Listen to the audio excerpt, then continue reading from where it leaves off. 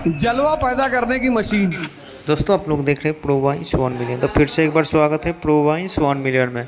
तो जी हाँ दोस्तों, जलवा पैदा करने की मशीन ये लाइन कहे गए और देश यह सरकार द्वारा और प्रस्तुत किए गए हैं और खेसारी लाल यादव के लिए। जी हाँ दोस्तों, रिलीज वीडियो आप लोग देखे ही होंगे, नहीं देखे होंगे तो अभी तक नहीं।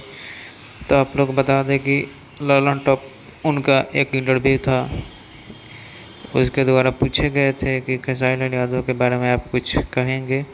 तो एक ही लाइन का है, जलवा पैदा करने की मशीन। अपने हीट मशीन को लाइन में खेसारी लाल यादव ने जलवा मशीन के नाम से आवाज़ दिया, जो इसे कि जलवा पैदा करने की मशीन केवल खेसारी लाल यादव ही जानते हैं उत्पन्न हो सकती है, क्योंकि यह खेसारी लाल यादव जलवा पैदा कर ही देते हैं। शायद इसी कारण उनकी एक इस लाइन का प्रोग्राम अवधेश सर ने